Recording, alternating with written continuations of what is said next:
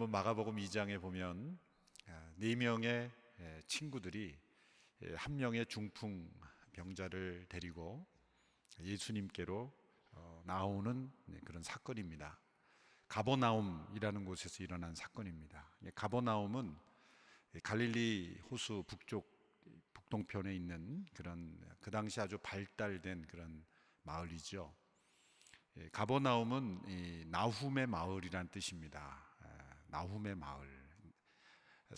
구약 선지자 나훔이라는 선지자가 있었는데 그 나훔이 태어난 마을이어서 나훔의 마을 이렇게 되어 있죠.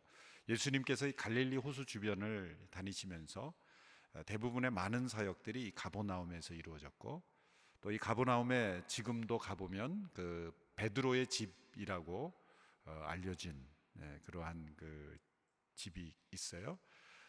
그 집에 가보면 베드로가 아주 그 부유한 선주였을 것이라는 추정을 할 수 있는 그러한 흔적들이 남아 있습니다. 예수님께서 주로 제자들을 만나시고 또 많은 가르침을 주셨던 지역이 가버나움입니다. 예수님께서 간혹 이 가버나움에서 멀리 떨어진 곳에 가서 혼자 조용히 기도하시던 그런 때가 있었죠. 그러고 나서 예수님께서 다시 이제 가버나움에 나타나시자 많은 사람들이 예수님을 보려고 몰려들었습니다. 가버나움에 있는 한 집, 어느 집인지는 모르겠지만 그 집에 예수님이 오셨다는 소식을 듣고 수많은 사람들이 모여들었습니다. 그래서 오늘 본문에 보면 발 디딜 틈이 없이 사람들이 더 이상 그 집 안에 들어올 틈도 없이 아마도 그 마당 바깥에까지 사람들이 꽉 들어차서 더 이상은 바깥에서 그 집 안으로 들어갈 수 없을 정도로 그렇게 많은 사람들이 모여들었습니다. 바로 그때 뒤늦게 한 중풍병자를 네 사람이 데리고 예수님께로 왔던 것이죠. 이미 그 집은 꽉 차서 들어갈 수가 없었고 또 어떻게 할 수가 없는 그런 상황에 이르렀습니다. 자, 이런 상황이 되면 대개 어떻게 결정을 하겠습니까? 세 가지 방법이 있겠죠. 첫 번째는 그냥 돌아가는 것입니다. 또 두 번째는 어떤 방법이 있을까요? 그 자리에서 기다리는 거겠죠. 세 번째 방법은 거기에 있는 사람에게 번호를 알려주고 주변 커피숍에 가서 기다리는 그런 방법이 있겠죠. 그런데 이 네 사람은 그 세 가지 중 어떤 방법도 취하지 않으셨습니다. 돌아가지도 않았고 그냥 그곳에서 문 앞에서 기다리지도 않았고 또 번호를 알려주고 인근 커피숍에 가서 기다리지도 않았어요.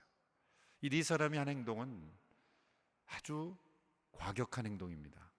지붕 위로 올라가서 지붕을 뜯어내고 그 지붕으로부터 그 중풍병자를 달아내린 것입니다.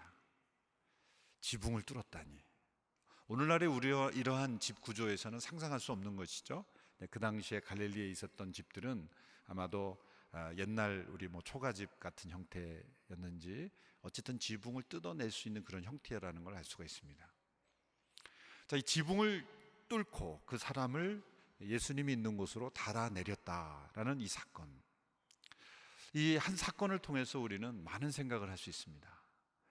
첫째로 이 네 사람은 도대체 어떤 생각을 가졌길래 이런 행동을 할 수 있었을까?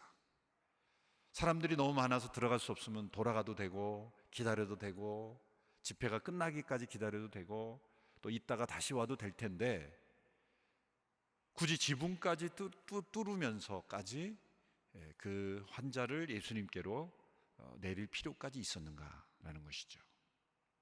저는 이 네 사람의 행동 이면에는 분명히 예수님께서 그들의 믿음을 보셨고 그 믿음이 그 환자를 낫게 했고 구원받게 했다라는 것을 통해서 우리가 어떻게 주변 사람들을 예수님께로 인도할 것인가에 대한 아주 중요한 교훈을 우리에게 준다고 생각합니다.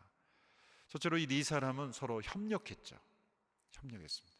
누군가 아이디어를 냈을 거예요. 야, 우리가 지붕에 올라가서 지붕을 뚫자. 그랬을 때 또 다른 어떤 사람이 아니 너 말이나 되니? 지붕 뚫으면 너가 변상할 거야? 우리가 꼭 그렇게까지 해야 되니? 라고 얘기할 수도 있었을 거예요. 근데 이 네 사람은 마음을 같이하여 함께 협력해서 그 친구를 고쳐야 되겠다라는 그런 같은 사랑의 마음으로 그들은 지붕을 뚫었다는 거죠. 한 사람이 예수 그리스도를 믿는 데 있어서는 많은 사람들의 사랑에서 나오는 협력이 아주 중요합니다. 믿지 않는 그 어느 남편이 예수 믿게 되기 위해서는 아내가 아내만 당신 예수 믿어야 돼 라고 말하지 않고 아침에 출근할 때 그 아내가 남편에게 당신 꼭 예수 믿어야 돼 라고 말했을 때 직장에 가니까 또 직장의 동료나 또 상사가 또 당신 꼭 예수 믿어야 돼 이렇게 말하고, 또 동창회를 갔더니 동창도 당신 꼭 예수 믿어야 돼 이렇게 말하고, 집에 돌아왔더니 자녀들이 또 아빠 꼭 예수 믿어야 돼 이렇게 여러 사람만 얘기하면 대부분의 사람들은 내가 안 믿으면 큰일 나겠구나 이런 생각을 하게 됩니다. 주변에 있는 모든 사람들이 당신이 꼭 예수 믿어야 된다라는 그런 간절한 사랑을 가지고 그 사람에게 권면할 때 사람은 귀 기울이게 되어 있습니다. 어떤 사람이 이제 천국에 갔더니 자기가 전도한 사람이 있더라는 거예요. 그래서 성경에 보면은 면류관, 우리가 어떤 사람을 구원했을 때 쓰는 면류관이 나에게 주어질 것이라 이렇게 생각하고 기대를 했는데, 그 영혼을 구원한 그 면류관을 나에게 쓰여지 않고 다른 사람에게 쓰여졌다는 거예요. 그래서 예수님 뭔가 이게 행정착오가 있는 것 같은데, 저 사람 제가 복음 전해서 예수 믿었는데 왜 나한테 안 쓰여지고 저 사람에게 쓰여집니까? 예수님이 그런 말씀하셨다는 거죠. 물론 내가 복음을 전해서 저 사람이 결신한 것은 맞다. 그러나 저 사람이 예수 믿기까지 수십 년간 중보기도 한 사람은 저 사람이다 라는 거죠. 내가 결정적인 계기는 만들었지만 그러나 저 영혼이 구원받기 위해서 수십 년간 눈물로 기도한 사람은 저 사람이다. 어떤 사람은 중보의 기도로, 어떤 사람은 직접 복음을 전달한 것으로, 각양각색의 모습으로, 어떤 사람은 선한 행실로 인해서 마음의 문을 열고, 이렇게 여러 가지 모양으로 같이 합력해서 한 영혼을 구원하고자 할 때 하나님께서는 반드시 역사하신다라는 것이죠. 이 4명의 친구들이 한 명의 중풍병자를 예수 그리스도를 만나게 하기 위해서 함께 지붕까지 올라가 지붕을 뚫었다는 것, 이것은 그 영혼에 대한 진정한 사랑이 없이는 불가능한 일이었다. 사람이 너무 많아서 들어갈 수 없는, 앞뒤가 꽉 막혀 있는, 그런데 지붕을 뚫어서야만 가능한 길이 있다면 바로 지붕을 뚫어서라도 그 영혼이 예수 그리스도를 믿게 해야 된다라는 그런 영혼에 대한 사랑, 이것이 우리에게 필요하다는 거예요. 땅굴을 파야만 되면 땅굴이라도 파야 된다는 거예요. 그 영혼이 예수 그리스도를 만나는 길이라면 그 어떤 방법이라도 다 동원해서 그 영혼을 예수께로 인도하고자 하는 그 친구에 대한 간절한 사랑, 이것이 우리에게 필요합니다. 두 번째, 이 4사람을 보면 정말 절박한 믿음이 있었죠. 절박한 믿음이 있었어요. 지금이 아니면 이 영혼이 예수님을 못 만날 수 있다라는 그런 절박한 믿음. 과거에 제가 그 맞춤 전도 집회를 만들어서 할 때 그 부모님들을 초청하는 그 65세 70대 그 부모님들을, 아버님들을 초청하는 집회가 있었는데, 그 딸이 얼마나 절박한 마음을 가졌는지요. 제가 그 집회를 준비하면서 느낀 것은 정말 열나들 소용없다는 거죠. 딸이 중요하다는 걸 깨달았어요. 정말 그 부모님들에게 한마디씩 하라고 기도 집회 한 100여 명 기도 모임 모였는데, 뭐 모임 숫자도 벌써 아들들은 한 10명 안팎에 안 돼요. 뭐 90여 명이 다 딸인데 한마디씩 하는데 아들이 나와서 뭐 해보겠다는 사람 없어요. 아들은 다 집에 가고 없고 전부 딸들만 앉아서 아빠 예수 믿어야 돼요. 아빠를 위해 살아요.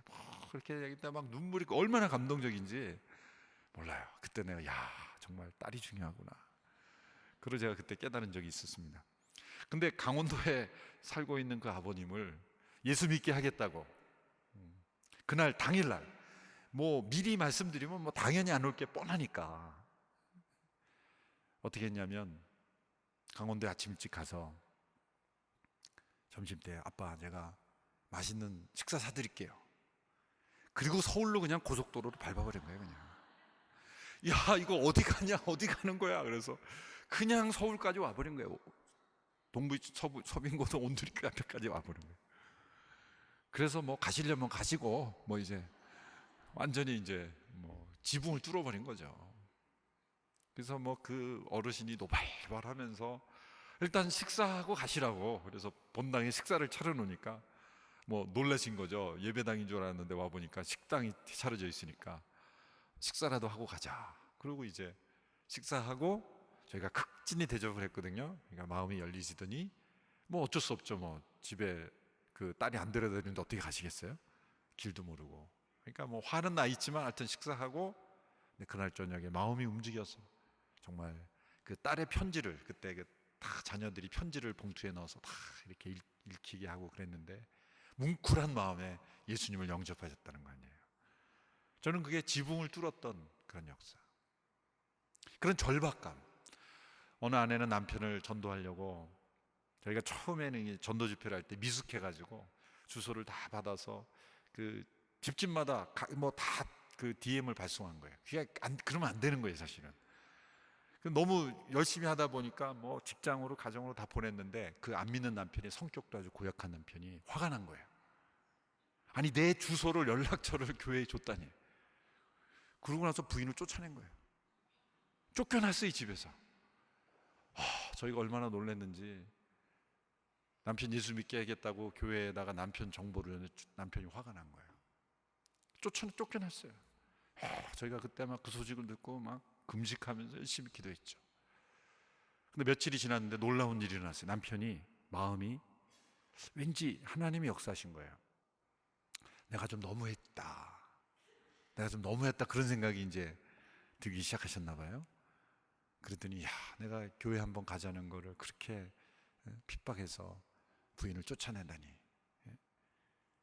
그리고 마음이 돌이킨 거예요. 하나님 역사하신 거죠. 그래서 집회에 참석하신 거예요. 그래서 그 여자분이 감사헌금을 가져와서 그 스토리를 알았어요. 이렇게 해서 우리 남편이 나오게 됐습니다. 다 공통점이 뭡니까? 절박감. 영원히 예수님을 만나야 된다는 그 절박감이 없다면 사실은 내가 예수 그리스도를 만난 그 축복을 내가 얼마나 경험했는가, 그거가 비교한 겁니다. 내가 얼마나 한 영혼에 대한 절박감을 가지고 있는가는 내가 그 예수 그리스도를 통해 얼마나 깊이 사랑을 누렸는가하고 연결되어 있는 거예요. 여러분이 교회 앞에 정말 싸고 맛있는 식당이 생겼다고 생각해 보세요. 그럼 예배 후에 나가면서 어떻게 하면 얘기할까요? 정말 여기 식당 싸고 맛있어, 데려가지 않을까요? 이렇게 생각한 사람이 있어요. 나는 여기 아무에게도 알려줄 수 없어, 나만 갈 거야. 조 목사님에게도 알려줄 수 없고 난 어느 누구도 알려줄 수 없어. 혼자 조용히 누가 볼까 봐 가는 분 계십니까? 누구에게는 말하지 않을까요? 가족에게는 말하지 않을까요? 여기 정말 싸고 맛있어, 여기 양재 온누리교회 앞에 정말 싸고 맛있어라고 데려가지 않아요? 그렇게 우리가 음식 하나만 맛있어도 다른 사람에게 소개하거든, 절박한 마음으로 소개하거든, 정말 내가 만난 예수님을 다른 사람에게 소개하지 않는다면 지극히 이기적인 거죠. 지극히 이기적이거나 또 한 가지 가능성은 뭡니까? 본인도 전도 대상자이거나. 한번 따라해 보실까요? 전도하지 않으면 전도 대상자다. 굉장히 불안해지죠?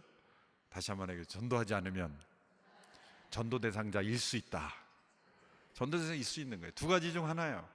정말 이기적이라서 나는 내가 만난 예수님 다른 사람에게 얘기할 수 없어 라고 생각하거나, 이렇게 좋은 예수님을 누구에게 얘기하나, 나만 알아야지. 아니면 예수님이 얼마나 좋은 분인지 모르거나. 둘 중에 하나죠. 제가 지도하던 어느 그 대학생들 모임에서 집회가 끝났는데 한 여학생이 너무 심각하게 울면서 이렇게 구르고 있는 거예요. 그래서 도대체 이 학생이 왜 이렇게 심각하게 우나, 이렇게 나중에 들어보니까 은혜를 받아서가 아니라 자기가 정말 싫어하는 애가 집회 참석했는데 걔가 예수 믿고 변화됐다는 거예요. 그게 싫은 거예요. 이 좋은 예수님을 내가 싫어하는 쟤가 만났다니 질투가 나서 견딜 수가 없는 거예요. 근데 그게 옳지 않은 감정이라는 걸 알아요. 네. 다 예수 믿고 구원받고 다 변화되면 좋겠는데 쟤만은 몰랐으면 좋겠다라는 생각이 있었던 거예요. 아니야, 그 친구가 딱 예수 믿고 변화되고 그 하나님 너무 사랑하는 모습 보니까 그토록 내가 사랑하는 예수님을 제가 사랑한다니 견딜 수가 없는 거예요. 그런 마음이라면 과연 주님이 기뻐하실까요? 그런데 우리 인간이 그럴 수 있다는 거예요. 정말 내가 만난 예수님이 정말 귀하고 좋은 분이라면 식당을 소개하는 것보다는 더 열심히 소개해야 되지 않을까요? 그렇죠? 그런 절박감. 이 4명의 친구들에게는 그런 절박감이 있어요. 그냥 돌아갔다가 올 수도 있고 나중에 기회가 있겠지, 그럴 수도 있어요. 그러나 우리에게는 내일이란 보장되지 않은 것이죠. 언제나 우리에게 주어진 기회가 마지막 기회라는 그런 절박감이 우리에게 있을 때 예수님을 만나는 역사는 일어나는 것입니다. 세 번째로 이 4명의 친구들에게는 절대적인 믿음이 있었죠. 어떻게 왜 지붕까지 뚫었을까요? 예수님을 만나면 이 사람이 고침받는다는 그런 절대적인 믿음이 없으면 어떻게 지붕을 뚫을 수 있겠습니까? 여러분, 믿음의 적은 단 1%만 믿음이 적어도 그건 믿음이 아닌 거죠. 믿음은 100%. 믿음이 없는 게 문제가 아니라 절대적인 믿음이 없는 게 문제입니다. 다 믿음이 있죠. 그런데 절대적 믿음이 없는 거죠. 온전한 믿음이 없는 거죠. 99%의 믿음은 믿음이 아닙니다. 겨자씨만한 믿음이 있어도 이 산을 명하여 바다로 던지라 해도 그대로 될 것이라는 말씀은 작은 믿음을 얘기하는 게 아니라 그 씨 하나에 담겨 있는 생명, 씨는 아무리 작아도 100%의 생명을 가지고 있는 거예요. 100%의 생명력이 있느냐, 얼마나 크고 작으냐의 문제가 아니라 드러났건 드러나지 않건 그 마음속에 이 온전한 절대적인 예수님께 대한 신뢰. 내 친구가 예수님께로 나아가면 그 친구의 인생은 변화될 수 있다라는 그런 절대적 믿음, 그 믿음이 우리에게 필요한 것입니다. 네 번째로 이 네 친구의 믿음에는 어떤 믿음이, 왜 지붕을 뚫었을까요? 대가를 지불하는 그러한 희생이 있었기 때문이라는 거예요. 지붕을 뚫으면 누군가가 보상해야 되겠죠. 거기까지 생각을 안 했을지도 몰라요. 그러나 우리가 그 지붕을 뚫은 그 수리 비용을 내가 내서라도 이 친구를 예수님 만나게 해줘야 되겠다 라는 그런 대가를 치르겠다라는 그런 믿음이 있었습니다. 여러분, 2주 후에 초청할 때 그냥 가자고 얘기하지 마세요. 2주 동안 할 일은 반드시 식사 대접 한번 하세요. 지붕을 뚫는 비용보단 쌉니다. 이 4명의 친구들이 중풍병자를 달아내는 것보다는 싸요. 그래서 이 사건이 있는 것 같아요.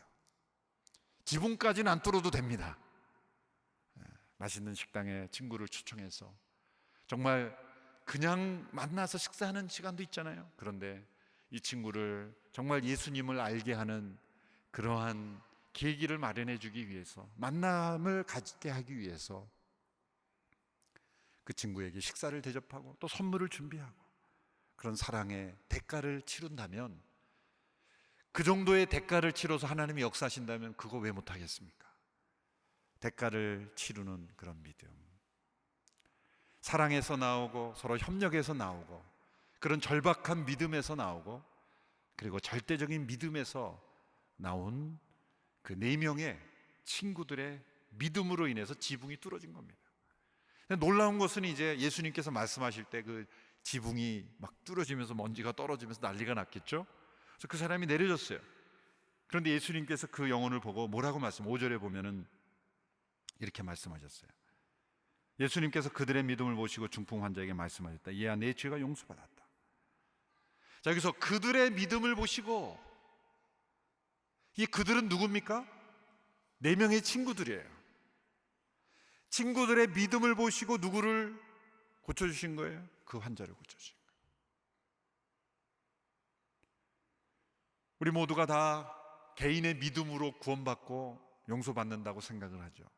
놀라운 것은 하나님의 은혜의 역사는 그 주변 사람들의 믿음을 보시고 그 사람을 전적인 하나님의 능력으로 고쳐줄 수 있다는 거예요. 그들의 믿음을 보시고. 한 로마 백부장도 이러한 믿음으로 예수님께 칭찬받았죠.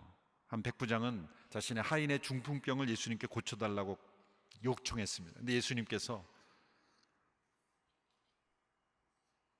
고쳐주겠다고 가겠다 그랬을 때 그 백부장이 뭐라 그랬습니까? 예수님, 저희 집에 오실 필요도 없습니다. 그냥 여기 있는 곳에서 말씀하시면 그 하인이 있는 곳에서 나을 겁니다. 얼마나 놀라운 믿음이에요? 그때 예수님께서 그 백부장의 믿음을 보시고 그 하인을 고쳐준 거예요. 여러분의 믿음을 보시고 여러분의 자녀를 고칠 수 있는 겁니다. 여러분의 믿음을 보시고 남편을 고쳐주고 여러분의 부모님을 고쳐주고 여러분의 친구를 고쳐줄 수가 있는 거예요. 내 믿음이 또 다른 사람을 구원하고 고치는 일에 하나님이 사용하실 수 있다는 거예요. 중보의 믿음입니다. 중보의 믿음. 나의 믿음이 하나님이 기뻐 사용하시는 거룩한 축복의 통로가 될 수 있다는 것. 백부장의 믿음을 통해 그 하인이 고침받았고 이 4명의 친구들을 통해 이 중풍병자가 고침받았어요. 우리의 믿음은 그토록 귀한 하나님께서 역사하시는 통로인 것입니다. 도저히 믿을 것 같지 않은 사람이 믿는 역사에는 반드시 그 주변에 믿음의 사람들이 있는 거예요. 하나님이 그들의 믿음을 보시고 아직도 하나님을 거부하고 있는 그 영혼을 하나님께서 고쳐주실 수 있는 거예요. 그 마음도 바꿔주실 수 있는 겁니다. 저와 여러분이 이곳에 있기까지 우리가 분별해서 우리가 판단해서 우리가 선택해서 믿음에 이른 것 같지만 누군가의 중보의 믿음이 있었기 때문에 오늘 이 자리에 있는 겁니다. 그것이 부모님의 믿음이건 친구의 믿음이건 누군가의 믿음의 기도로 이 중보의 믿음으로 저와 여러분이 이 자리에 있는 겁니다. 내가 잘나서 내가 똑똑해서 하나님이 계신 줄 내가 깨달아서 그렇게 온 것 같지만 절대요 그렇지 않습니다. 나를 위해서 기도하고 나를 위해서 희생하고 나를 위하여 절대적인 믿음, 절박한 믿음 함께 협력하는 그 믿음에 누군가가 그 믿음의 중보를 드렸기 때문에 하나님께서 저와 여러분을 이 자리에 있게 하신 줄로 믿습니다. 그렇다면 갚아야죠. 이 믿음의 빚을 갚아야죠. 누군가의 믿음을 보시고 나를 구원하셨다면 이제는 나의 믿음을 보시고 또 다른 사람들을 하나님께서 건져주시는 그런 중보의 믿음으로 우리가 나 자신을 내어드릴 때 하나님은 기쁘게 우리를 사용하실 줄로 믿습니다. 여러분, 말씀을 영혼에 뭐라 그럽니까? 수면제? 말씀은 영혼의 양식이라 그러잖아요. 그렇죠? 기도는 영혼의 뭡니까? 호흡이죠. 전도는 영혼의 뭘까요? 처음 들어보셨을 거예요. 전도는 영혼의 운동입니다. 운동이에요. 여러분, 운동하시는 분하고 안 하시는 분하고 이게 다를 거예요. 운동하지 않는 영혼은 아무리 말씀을 읽고 호흡해도 신앙이 점점점 쇠퇴해 갑니다. 그러나 누군가에게 이렇게 4명의 친구처럼 협력해서 믿음을 가지고 믿음을 사용해서 나의 믿음을 중보의 통로로 드리고 누군가가 구원받기 위해서 열심히 애를 쓰는 사람은 믿음이 항상 싱싱해요. 저는 싱싱하다는 표현을 아주 자주 쓰는데 생생하다 못해 싱싱해요. 여러분, 시장 가보면 싱싱한 채소, 싱싱한 생선 잘 고르잖아요. 그걸 보면서 이렇게 생각해요. 내 믿음이 이렇게 싱싱해야 되는데 내 믿음이 썩어서 냄새나면 안 되는데 그 싱싱한 믿음을 유지하기 위해서는 우리가 내 믿음이 이런 축복의 통로로 흘러나가야 돼요. 그래야만 하나님께서 나를 사용하셔서 나의 믿음이 날마다 새로운 믿음이 되는 것입니다. 그것이 우리의 기쁨이요 감사가 될 줄로 믿습니다. 그런데 예수님께서 이 지붕에서 내려온 이 영혼에게 뭐라고 말씀하는지를 다시 보세요. 내 죄가 용서받았다, 내 병이 나을지어다가 아니라 내 죄가 용서받았다 라고 말씀하신 거예요. 병이 나은 것은 당연한 거고, 왜 죄를 용서받았다고 말할까요? 자, 이 사람이 지금 죄를 회개했습니까? 제가 죄인입니다, 주님 저를 용서해 주소, 이런 죄의 고백을 했습니까? 아니에요. 그런데 그냥 보자마자 예수님이 네 죄가 용서받았다 이렇게 말하는 거예요. 여러분, 이것은 복음의 진수입니다. 하나님 나라의 복음은 무엇입니까? 너희들이 회개하면 용서받을 것이라는 게 복음이 아니에요. 많은 분들이 이 복음을 잘못 이해하고 있어요. 당신들이 회개하면 용서받습니다가 아니라 너희는 예수 그리스도 안에서 용서받았으니 회개하시옵니다. 순서가 바뀌면 안 돼요. 믿지 않는 분들에게 우리가 전해야 될 복음은 당신이 회개하면 용서받는다가 아니라 당신은 이미 당신을 위해서 예수님이 죽으시고 당신을 위해서 이미 십자가에서 죽으신 분이 계시기에 당신의 모든 죄는 용서받았습니다 라고 전해주는 게 우리가 복음을 전하는 거예요. 사람들이 받아들이질 않죠. 내가 죄값을 지불하지 않았는데 내가 어떻게 용서받았냐, 사람들이 그렇게 생각하는 거예요.